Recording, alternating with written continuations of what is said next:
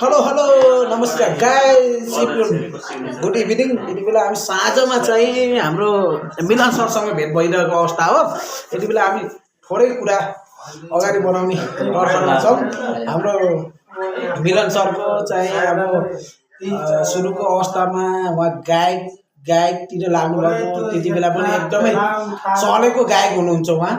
Hello एकैछिन है, चलेको गायक हुनुहुन्छ। अनि पछि चाहिँ उहाँ चाहिँ स्वास्थ्य क्षेत्रतिर लाग्नुभयो। त्यसमा पनि उहाँ हाई पोजिसनसम्म पुगेको मान्छे हो।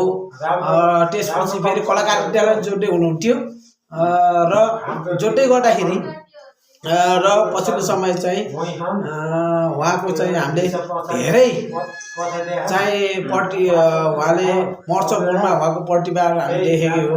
तर अहिले चाहिँ सर चाहिँ अलिक फरक ध्यानमा हुनुहुन्छ। सरलाई चाहिँ वेलकम गरेँ। सर चाहिँ अहिले चाहिँ फेरि यता क्रिएसन के अरे फेसबुक क्रिएसनतिर लागेको भएर मेरो कुरालाई खासै वास्ता गर्नुभएको छैन। त्यो पनि सरसँग एउटै फेरि राखिएको छ, केही भएन। ब्याक ल सर के छ थोरै चाहिँ बोलिदिनु पऱ्यो कि हाम्रो भ्युवरको लागि बोल्नु पर्छ। एटलिस्ट 5-6 हजारले हेर्छन् मेरो भिडियो, त्यसको लागि चाहिँ थोरै त बोल्नु पऱ्यो नि सर। प्रशान्त तामाङको निधन भएपछि उहाँलाई चाहिँ आज दिनभरि चाहिँ उहाँकै बारेमा चाहिँ उहाँ चाहिँ अलिकति बुझै हुनुहुन्छ, सिरियस हुनुहुन्छ। त्यही भएर अब प्रशान्त तामाङकैबाट कुरा गरौँ कि सर के हो त्यो बारेमा चाहिँ तपाईँको चाहिँ उहाँ चाहिँ ऊ भएपछि उहाँले चाहिँ धेरै कुरा मिस गरिराख्नु भएको छ। सर बोल्नु न, फेरि गराउनु नि त, भिडियो गराउने यार, त्यो कालीको हाँस्यो के सर यस्तो केही भएन। अब यस्तो समग्र अब हामी चाहिँ भारतीयतिर गइयो सरसँगको यात्रा चाहिँ राम्रो भयो। हाम्रो भीम सर पनि हुनुहुन्थ्यो। भीम सर आफै नजानु मान्छे हो। फेरि भीम सर फेरि अनमोल केसीको फ्यान र आफू पनि लगभग बाहिर निक्लिन्छ भने 750 उहाँले चाहिँ ऐना सैना हेरेर आफूलाई त्यो किसिमको चाहिँ राख्नुहुन्छ, मेन्टेन गर्नुहुन्छ। हाम्रो फेरि अब हाम्रो मिलन सर पनि एकदमै चाहिँ गायिका हिसाबले एज तपाईँको स्वास्थ्य कर्मीको हिसाबले धेरै हाई लेभलमा पुगेको मान्छे हो। त्यसमा चाहिँ त्यसरी चाहिँ हामीले बुझ्छौँ हो। लड्दाखेरि अब नमस्कार सर हो, मिलन सरको बोल्न आयो सबैजनालाई होइन। अब जति पनि जनाले पनि हाम्रो Tuljan Thapa YouTube channel, Facebook, YouTube plus YouTube जति पनि सक्रिय हुनुहुन्छ सबैजनाले हेर्नु भएको छ। उहाँहरूलाई चाहिँ हार्दिक नमस्कार भन्न व्यक्त गर्न चाहन्छु। अब सरले बढाइ चढाइ गरेर धेरै कुरा भन्नुभयो, तर त्यस्तो चाहिँ होइन। अब सामान्य म एउटा स्वास्थ्य कर्मी साथै चाहिँ अलिक पुरानो गायक, कतिजनाले चिन्नुहुन्छ चिन्नुहुन्न होइन, सामान्य रूपमा गीत गाएको मान्छे। अब एउटा कुरा खुसी लाग्छ, आज चाहिँ हामी सँगै एउटा टुल्जन सरसँग यो ठाउँको एकदम अग्रज व्यक्तित्व, समाजसेवी व्यक्तित्व, प्लस चाहिँ आफैमा शिक्षक सेवामा चाहिँ आफ्नो जीवन समर्पित गर्नुभएको सर टुल्जन सरसँग भेट्नु पाउँदा अब खुसी लाग्छ एकदमै। साथसाथै हामीहरूसँग अब यो क्यामेराको फ्रेमभित्र नअटे तापनि, सर देखिन नचाहे तापनि हाम्रो साथमा पशु प्राविधिक सर भीम सर हुनुहुन्छ। हामी चाहिँ अमर सर हुनुहुन्छ। सबै हामी चाहिँ रमाइलो गरेर हाम्रो सरको नाम के अरे अमर सर, अमरजी हुनुहुन्छ। अमर सर पनि हुनुहुन्छ। यस्तो सर रमाइलो भएको छ सुरुवाती। यस्तो मैले एउटा कुरा तपाईँलाई बुझ्न चाहे के भन्दा सुरुवाती अवस्थामा टिनेजरबाटै तपाईँले गीत गाउनुहुन्थ्यो अथवा पछि आएर चाहिँ तपाईँलाई गीततिर यो कलाकारितातिर चाहिँ तपाईँको लगाव भयो कि अथवा चाहिँ टिनेजर एउटा चाहिँ बच्चा अवस्था अथवा बाल्य अवस्थाबाट चाहिँ गीत सङ्गीतमा तपाईँको झुकाव कस्तो थियो भन्ने कुरा चाहिँ बुझ्न खोजेको मैले। ठिक छ, सरले एकदमै राम्रो प्रश्न गर्नुभयो। अब कस्तो अवस्थादेखि तपाईँलाई गीत सङ्गीतप्रति रुचि चाहिँ कसरी भयो भन्ने खालको उहाँले क्वेसन गर्नुभयो। विशेष गरेर चाहिँ मलाई चाहिँ पहिलेदेखि नै, विशेष गरेर बाल्य अवस्थादेखि नै भन्दा पनि मैले जबसम्म म बाल्य अवस्था पार गरेर म चाहिँ यङ एजमा चाहिँ पार गरेँ। हजुर। अनि त्यसपछि चाहिँ मलाई चाहिँ म हो, मेरो अस्तित्व चाहिँ यो संसारमा छ भन्ने मलाई फिल भइसकेपछि मात्र मैले चाहिँ जब गीतहरू सुन्ने बानी गरेँ त्यसपछि नै मलाई चाहिँ गीत सङ्गीत जस्तै सुरुवाती अवस्थामा हजुरले चाहिँ कसको गीत सुनेर चाहिँ फ्यान फलोवर भन्छ नि यसरी चाहिँ म चाहिँ इम्प्रेस भएँ भन्छ नि त्यसमा चाहिँ सुरुमा चाहिँ त्यस्तो सेलिब्रिटी कलाकारहरू कोबाट चाहिँ इम्प्रेस हुनुभयो कलाकार भन्नुपर्दा त्यो बेलामा चाहिँ धेरै कलाकारहरू हुन्थ्यो मैले अब गीत मात्र सुनिन्थ्यो हामीले त्यो अवस्थामा हजुर तर चाहिँ म्याक्सिमम चाहिँ हामी चाहिँ आधुनिक गीत भन्दा पनि फिल्मको गीतहरू बढी मैले सुन्ने गर्थेँ हजुर त्यो बेलामा चाहिँ हाम्रो चाहिँ उदित नारायण झा होइन अब उहाँ चाहिँ नेपाली मुलकै कलाकार हुनुहुन्छ साथसाथै चाहिँ हाम्रो राजु परियार हाम्रो लोक सङ्गीतका राजु परियार सरको गीत त्यसै गरी चाहिँ मैले अलिकति जान्ने भइसकेपछि हाम्रै गाउँठाउँको कलाकार उदयपुन सरको पनि मैले गीत सुनेको थिएँ रुद्रबेनी कालीको प्रेमले भन्ने त्यस्तै त्यो गीतले चाहिँ मलाई एकदमै मन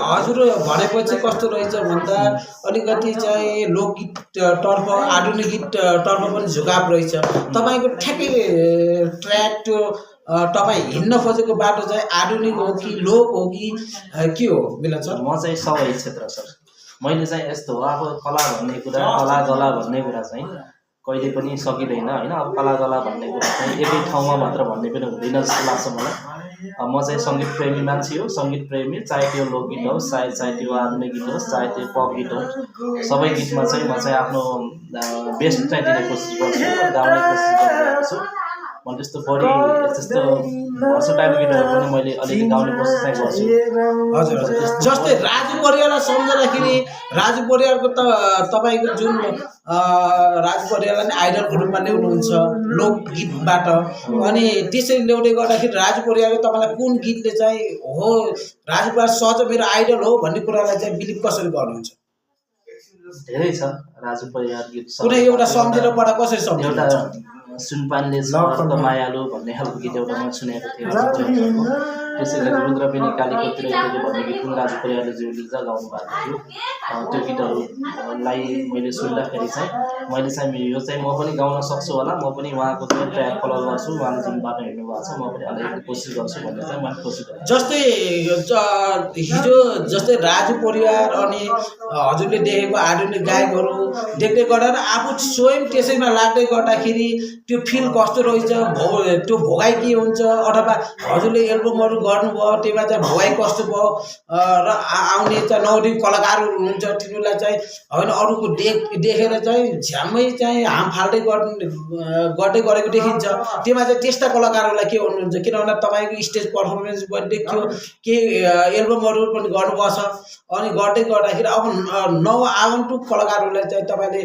यो फिल्ममा आउनको लागि कसरी भन्नुहुन्छ एउटा कस्तो चाहिँ वातावरण क्रिएट हुन्छ यसमा धेरै बोल्न चाहिन्न कोसिस गर्नुहोस् अब मेन कोभिड-19 अवश्य भेटिन्छ भन्ने चाहिँ म भन्न चाहन्छु कोसिस चाहिँ गर्नुपर्छ जस्तै अहिले के भन्दा जस्तै मिलन सर प्रतिभाहरू धेरै छ प्रतिभा नभएका तर अलिकति चाहिँ भाइरल हुने तरिकाले एक्स्ट्रा दिन खोज्ने अनि जडाबाजे चाहिँ स्टेजमा पनि त्यस्तै किसिमको दिनेहरू चाहिँ हाइलाइटमा आए अनि जुन सहज त्यो प्रतिभा थियो उहाँहरू चाहिँ किन ब्याक हुँदै जानुभएको छ रियल प्रतिभा भएकाहरू किन चाहिँ ब्याक भयो त त्यसमा चाहिँ कस्तो लाग्छ हजुर पनि अब खुबी भएको मान्छे हो तर आउन पनि धेरै हाइलाइटमा आउनु पर्ने मान्छे हो तर ब्याक हुनुभयो तर त्योभन्दा कम भोकल भएको त्यस्ता मान्छेहरू चाहिँ अहिले हाइलाइटमा आएको छन् अनि तिनीहरूले कमाएको पनि छन् तर तपाईँसँग भोइस शब्द सङ्कलन सबै हुँदाहुँदै पनि तपाईँ पछि पढ्नुको कारण के हो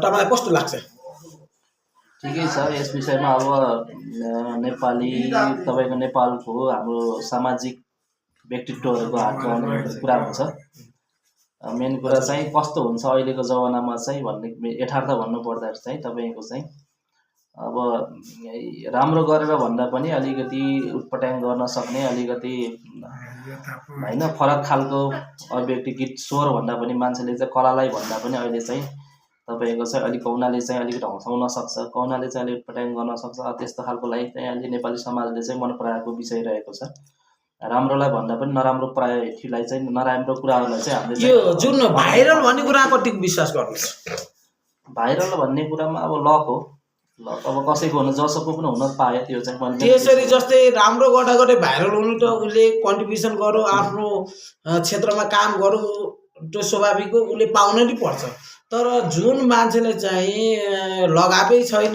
मैले गर्नुपर्छ, यस्तो गर्नुपर्छ, उस्तो गर्नुपर्छ, जटाबाजी गर्दै गर्दा पनि ऊ चल्यो। र जुन जसको आवाज छ, जसको चाहिँ शब्द छ, त्यो मान्छे चाहिँ हट्दै हट्दै जाँदाखेरि, जसले गर्दाखेरि हामीलाई के भयो भन्दाखेरि, यसरी गर्दाखेरि हाम्रो चाहिँ जुन कला, नेपाली कला संस्कृति छ नि, त्यो चाहिँ ब्याक ब्याक हुँदै गयो। यो यसको लागि चाहिँ तपाईँ पनि लामो समयसम्म गीत सङ्गीतमा केही गर्छु र गर्नुपर्छ, अझै पनि गर्नुपर्छ भन्ने खाले मान्छे हो। त्यसमा चाहिँ के भन्नुहुन्छ? अब के कसरी अगाडि बढ्यो भने चाहिँ जसले चाहिँ यथार्थमा दुःख गर्छ नि, त्यस्तो मान्छेले चाहिँ स्टेज पाउने, गीत सङ्गीत चल्ने वातावरण चाहिँ कसरी हुनसक्छ? मेरो विचारमा यसमा यस्तो कुरामा चाहिँ अब दर्शकहरूको अनुभूति, दर्शकहरूको चाहना, आकाङ्क्षाहरूको कुरामा भर पर्ने कुरा हो। मेन कुरा चाहिँ हामी चाहिँ अहिलेको सिचुएसनमा मैले बुझेको कुरा चाहिँ जौना मान्छेले जोसँग स्वर छ त्यो मान्छे चाहिँ भाइरलै हुन्छ भन्ने चाहिँ मैले सोचेको छैन। किन समाजको परिवेशै त्यस्तै छ। अहिलेको जमानामा कसैले गीत गाएको छ भने त्यही गीतलाई चाहिँ तपाईँको अनि त्यही गीतलाई चाहिँ तपाईँको चाहिँ के गरिरहेछन् भन्दाखेरि मान्छेहरूले चाहिँ त्यही गीतलाई अरू कसैले गाइदिन्छ र त्यसलाई चाहिँ अलिकति बङ्गाएर भट्काएर गीत गाइरहेछ भने त्यो मान्छे चाहिँ भाइरलमा छ। जौना मान्छेले अलिकति जो सामाजिक सञ्जालमा चाहिँ फेस बनेर जो आइरहेको छ त्यो मान्छे चाहिँ भाइरल छ। तर चाहिँ हामी जस्तो मान्छेहरू अलिकति गीत गाउन, अब मैले पनि मेरो स्वर खत्रै छ भनेर त मैले भन्दैन, तर चाहिँ उदाहरणहरू सरले भनिसक्नु भयो, यथार्थ रूपमा त्यो यथार्थ पनि हो, तपाईँले सोचेको क्वेसन जायज पनि हो।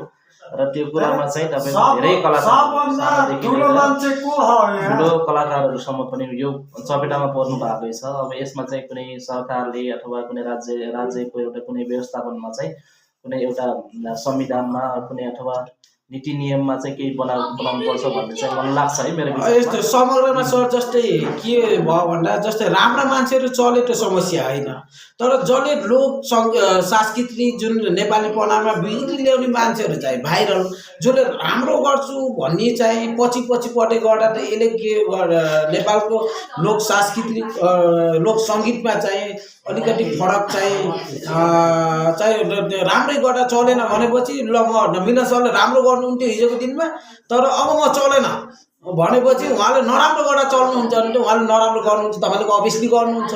गर्दाखेरि उहाँ पोजिटिभ गर्न खोट्टाखोट्टै नचलेपछि उहाँले नराम्रो तरिकाले अगाडि बढ्नुमा चाहिँ हाम्रो दर्शक श्रोताहरू पनि हात हुनसक्छ।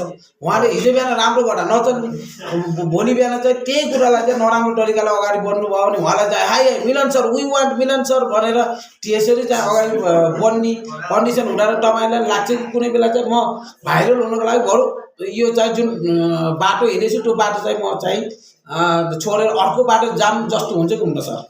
मलाई त्यसमा हुँदैन सर। यथार्थ रूपमा भन्दाखेरि मैले अब मेरो अलिअलि भगवान्ले दिएको एउटा अलिअलिको स्वर छ होइन, साधना छ। जिन्दगीमा साधना गर्नुपर्छ। दर्शकले मन पराउनुहुन्छ पराउनुहुन्न उहाँ दर्शकको हातको कुरा हो होइन, मैले हातमै छोडिदिन्छ।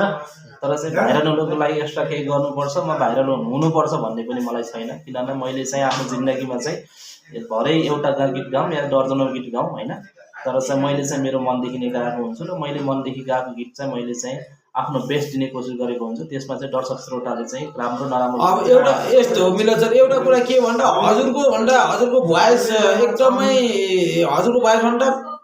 एकदमै चाहिँ भोइसै नभएका कलाकारहरू हाइलाइटमा आउने, अनि हजुर चाहिँ त्यत्तिको भोइस भएको मान्छे हाइलाइटमा नआउन